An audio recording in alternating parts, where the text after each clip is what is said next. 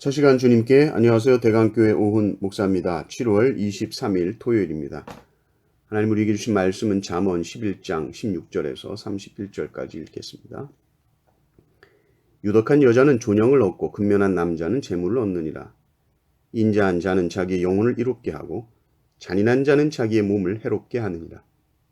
악인의 싹은 허무하되 공의를 뿌린 자의 상은 확실하니라.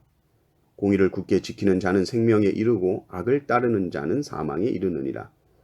마음이 굽은 자는 여호와께 미움을 받아도 행위가 온전한 자는 그의 기뻐하심을 받느니라. 악인은 피차 손을 잡을지라도 벌을 면하지 못할 것이나 의인의 자손은 구원을 얻으리라. 아름다운 여인이 삼가지 아니하는 것은 마치 돼지 코의 금고리 같으니라. 의인의 소원은 오직 선하나 악인의 소망은 진노를 이루느니라. 흩어 구제하여도 더욱 부하게 되는 일이 있나니 과도히 아껴도 가난하게 될 뿐이니라. 구제를 좋아하는 자는 풍족하여질 것이요 남을 윤택하게 하는 자는 자기도 윤택하여지리라. 곡식을 내놓지 아니하는 자는 백성에게 저주를 받을 것이나 파는 자는 그의 머리에 복이 임하리라. 선을 간절히 구하는 자는 은총을 얻으려니와 악을 더듬어 찾는 자에게는 악이 임하리라. 자기의 재물을 의지하는 자는 패망하려니와 의인은 푸른 잎사귀 같아서 번성하리라. 자기 집을 해롭게 하는 자의 소득은 바람이라. 미련한 자는 마음이 지혜로운 자의 종이 되리라. 의인의 열매는 생명나무라. 지혜로운 자는 사람을 얻느니라. 보라, 의인이라도 이 세상에서 보응을 받겠거든 하물며 악인과 죄인이리요. 아멘. 하나님은 영이십니다. 하나님은 우리의 마음을 꿰뚫어 보십니다. 그래서 하나님을 믿는 사람은 이 마음을 잘 단도리 합니다. 이 마음의 흐름과 이 마음의 상태에 관심이 많습니다. 의인과 악인의 차이가 무엇입니까? 겉이 아닙니다. 겉으로 보기에는 다 부지런할 수 있고 재물을 많이 얻을 수도 있고 명예로운 자리에 오를 수도 있습니다. 그러나 의인의 마음 그 안에는 공의가 있고 정직이 있고 성실함이 있고요. 악인의 그 마음에는 불의가 있고 거짓이 있고 게으름이 있습니다. 그래서 하나님은 그 마음을 보시기 때문에 사람의 눈이 그를 어떻게 보든지 하나님의 기준은 확실합니다. 마음이 굽었느냐? 넌 탈락이다. 20절을 보시면 마음이 굽은 자는 여호와께 미움을 받아도 행위가 온전한 자는 그의 기뻐하심을 받느니라. 마음의 중요성이죠. 마음이 굽어 있으면 안 됩니다. 또 22절을 보면 마음의 중요성에 대해서 아주 재미있는 말씀을 하시죠. 22절 보면 아름다운 여인이 삼가지 아니하는 것은 마치 돼지 코의 금고리 같으니라.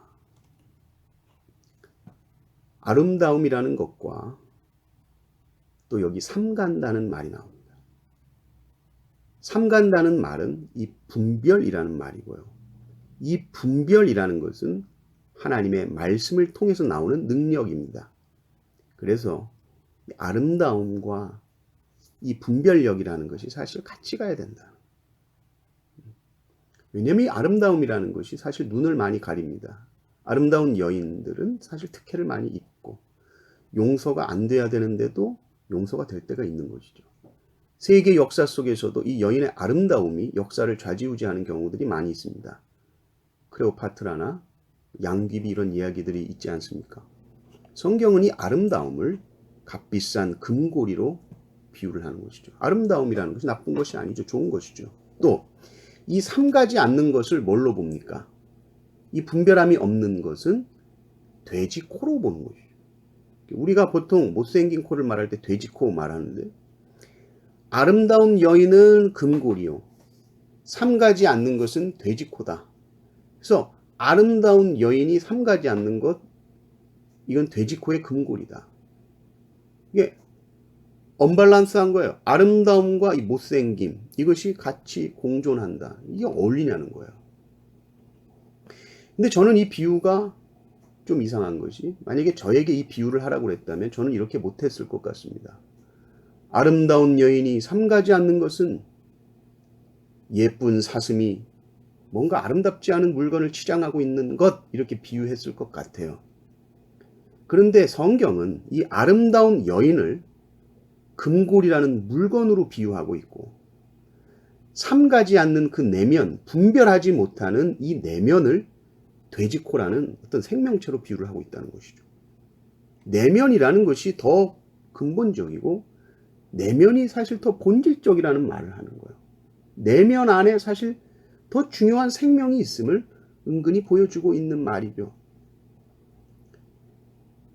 이 말에 동의하지 않을 수도 있습니다. 그리고 이미 사회가 이미 외모 자체를 너무 높이 평가하고 있기 때문이죠. 우리나라가 성형수술이 세계 1위라고 합니다. 잡코리아에서 이 외모 경쟁력에 대해서 설문조사를 했다고 그래요. 아름다운 외모가 인간관계나 사회생활에 긍정적인 영향을 끼칠까? 열의 9은 다 그렇다고 대답을 합니다. 지금 이 시대는 외면의 아름다움을 극도로 추구하는 시대입니다. 짱이라는 말이 있었는데 보통은 다 싸움짱이었는데 얼짱이라는 말이 나온 지도 한참 되었고 몸짱이라는 말이 나온 지도 한참 됐어요.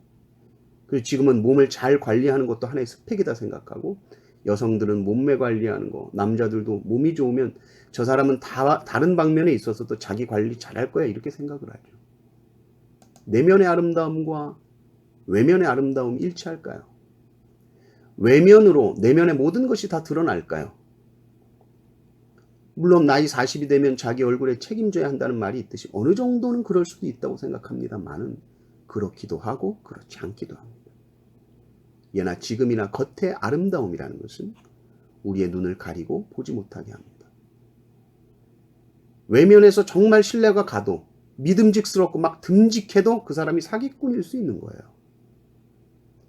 말씀을 통해서 분별력이 길러지고 말씀을 통해서 우리가 삼가야 할 것들을 마땅히 삼가해야 하는데 그 내면이 다듬어지지 아니하면 그 아름다움이란 금고리를 돼지코에 끼운 것과 같다. 여러분 그 귀한 금고리를 돼지우리 안에 있는 돼지코에 끼웠다 그러면 어떨 것 같습니까? 의미가 없잖아요. 그렇게 되면 금고리는 그냥 버리게 되는 겁니다. 신앙인은 외면보다 내면에 훨씬 더 관심이 많습니다. 왜냐하면 사람은 외모를 보거니와 하나님은 중심을 보시기 때문이죠. 우리는 말씀 앞에서 스스로를 삼가는 훈련, 말씀을 기준으로 하여서 우리의 모든 삶의 모든 것들을 분별할 수 있는 훈련들을 많이 하시기를 바랍니다. 그래서 이 사람의 눈이 아니라 하나님 보시기에 아름다운 모든 성도님들 되시기를 주님의 이름으로 축원합니다.